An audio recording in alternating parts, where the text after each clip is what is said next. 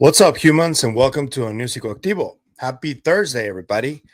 I hope you're doing perfectly well. I just want to announce that the day before yesterday on Fepo's podcast Paranormal from Mexico, I was a guest, and the conversation is in Spanish.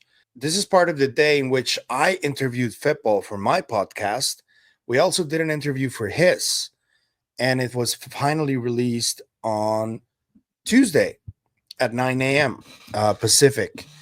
The conversation had a wonderful reception from all of their subscribers.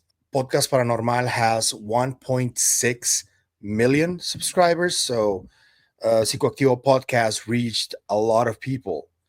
And it's been pretty evident that a lot of people resonated with the conversation we had. So, I am very grateful to Fepo for doing this and very grateful for all the great messages that I've gotten over these past 2 days. The podcast itself, the episode, is nearing 150,000 views by now, but I hope that it gets over 500,000. That's kind of the rhythm that it has so far. But yeah, we spoke about Dr. Greenberg, we spoke about the telepathy tapes, we spoke about what Skywatcher has been doing, the Michael Herrera case. We talked about a lot of things, and you can get the automatic subtitles on the episode. I'm going to leave it in the description for you guys so you can check it out. I think it's worth a watch. Okay, so we've been getting a lot of different reactions from the whole Matthew Brown 3-part interview.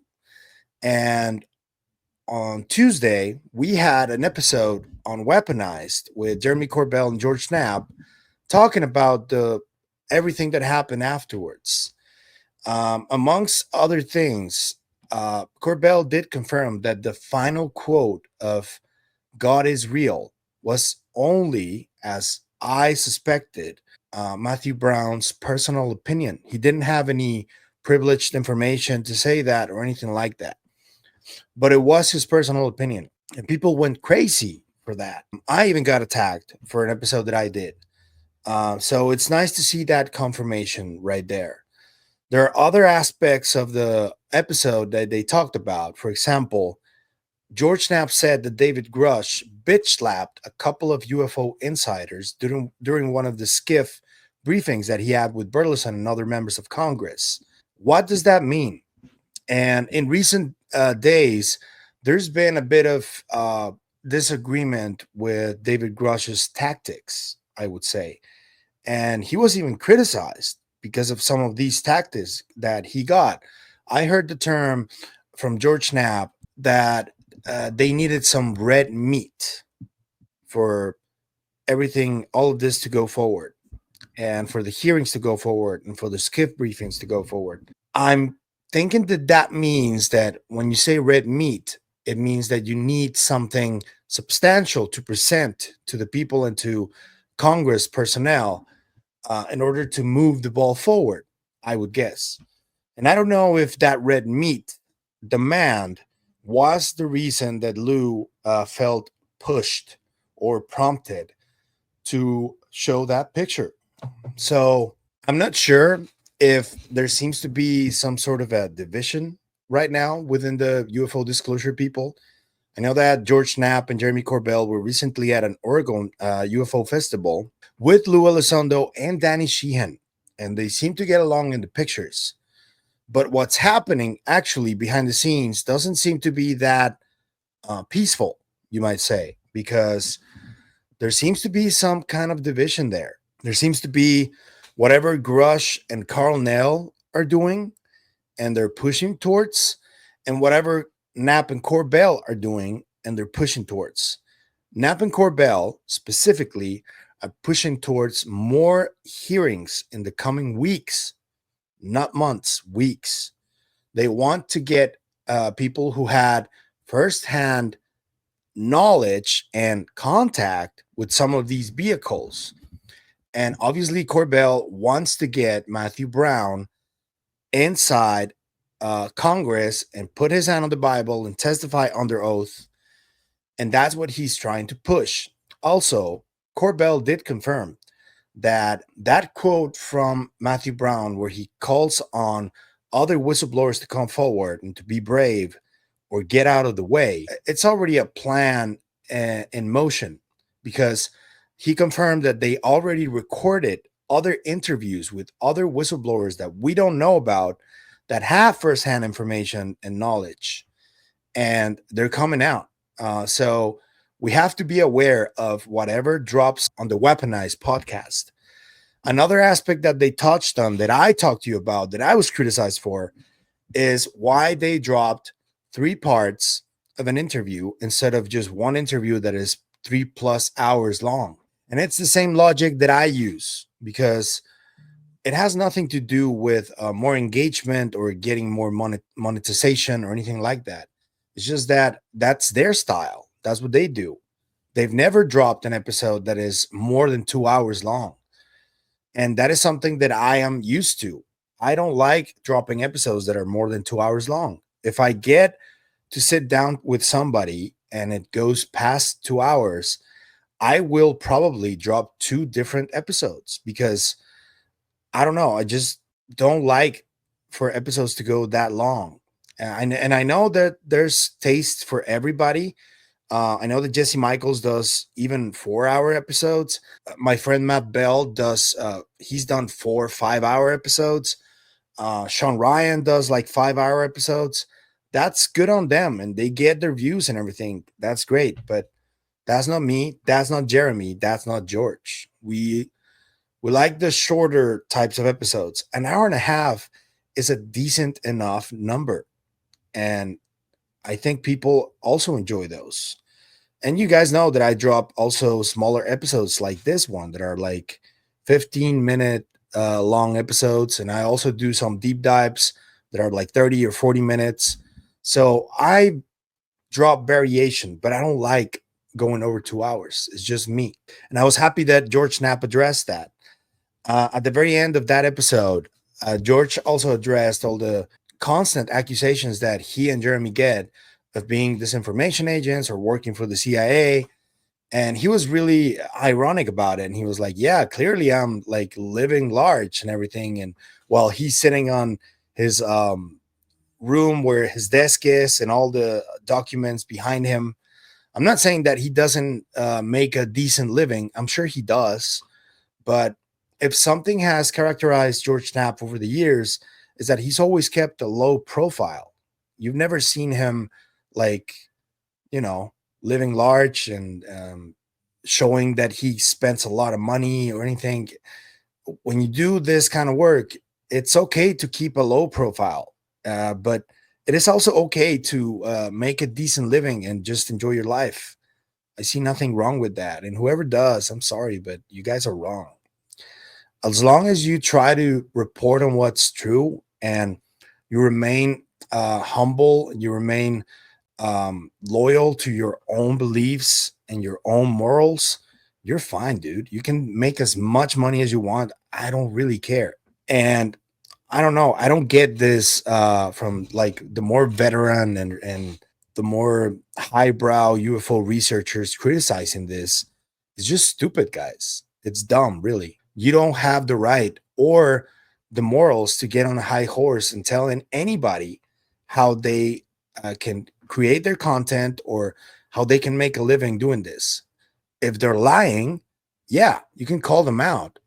I do that too. But if they're just doing honest work and getting a lot of views for it or getting compensated for it, I see nothing wrong with that. I encourage it. I always love promoting work of fellow content creators, fellow researchers, fellow journalists who do good work and who are doing it because they are genuinely pursuing this topic in an earnest fashion. And I will always do that. And I hope that the way I treat others is the way that I like to be treated myself. So whoever comes after people like George, for example, who is one of the OGs, you guys are wrong. That's all I can tell you. But the important part of this is that Jeremy Corbell just dropped some real good knowledge on what's going on with hearings that are upcoming, who is potentially going to testify, and what is potentially going to be talked about in these hearings. And he did it on that Weaponized episode. I'm going to show it to you guys right now. So here's Jeremy Corbell on the latest Weaponized. They were in a classified briefing and that they were talking with a whole bunch of members and representatives. And that when they were doing that briefing, that they were able to kind of talk at a level which they couldn't in the public thing. So although we didn't have what everybody wanted that week of the 12th, which is like open congressional public hearings with first-hand whistleblowers, which I was fighting for, still fighting for, like for Matthew Brown as well. I think the American public should have him on the stand, maybe put his hand on a Bible or something and let him talk, right? It'd be great under oath to hear that. But I will say this, Representative Luna, Representative Burchett, Representative Burleson, and apparently Ogles, Representative Ogles as well, if they keep fighting, we support you. And we want to have more hearings. And because I've been talking with the people that are arranging all of that, they've been tapping you and me to try to get the best firsthand whistleblowers there. I do, fingers crossed, have hope that in the weeks to come, we're going to have more public hearings from firsthand people, either touch and craft or exposure on the inside directly to the cover up. So I just want to kind of give people hope that this is active. The people that I'm talking with, that we're going to get more hearings. Now, how much power those hearings has, that all depends on the quality of the witnesses, not people you can just see on Ancient Aliens, but people that have something to say you haven't heard about before. So I just want people to know I'm fighting really hard to get that to be the case in coordination with members who I trust, compared to the slippery members that did the last hearing that completely lied to the American public. The ones I named are on the straight and narrow. They're ones I trust so far. So let's get going. Let's get some more hearings, George. Yeah, you'll hear that. He dropped 2 knocks on the Ancient Aliens presenters or UFO celebrities. And also, he threw some shade on Nancy Mace. But yeah, there's a couple of nuggets that I think are important to mention here. One is that he hopes that we can get quality witnesses on the stand. One of them, he's going to try, and he's trying to for it to be Matthew Brown. And he did say, we want to get someone who touched a craft, which the only person that I can think of right now is someone that he's interviewed before, and George Knapp too.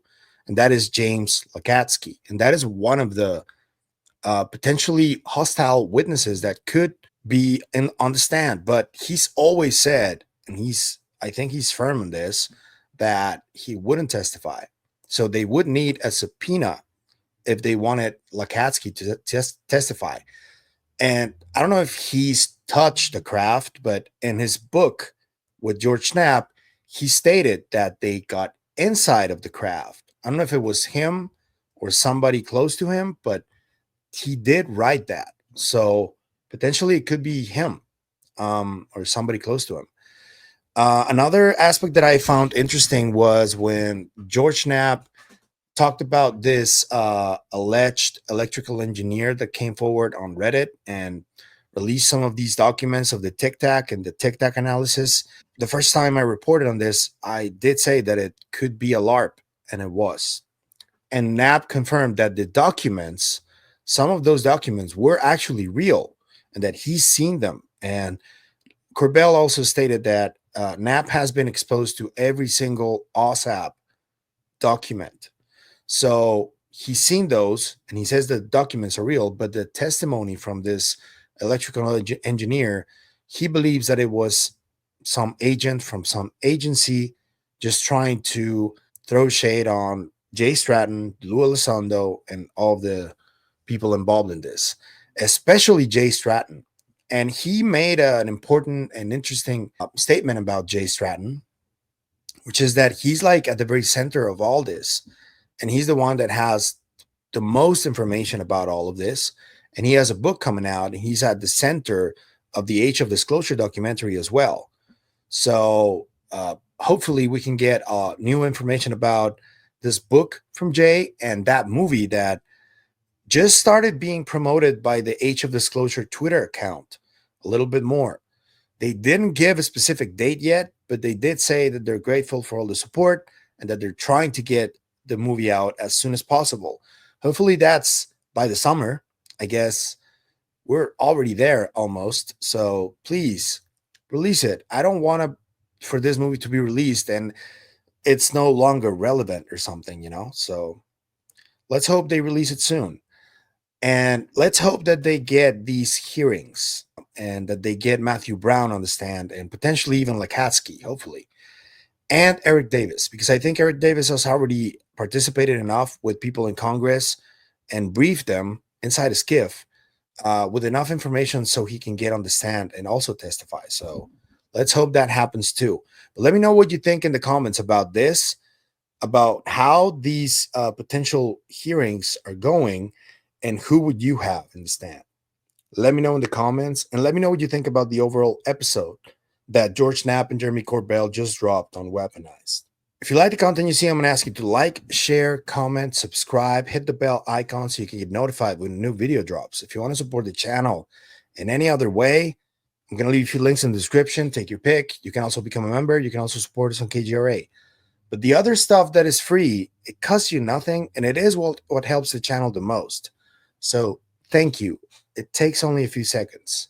That's it for me today on this video, but I'll see you guys in the next one. Remember, stay curious and inquisitive. Always. Bye.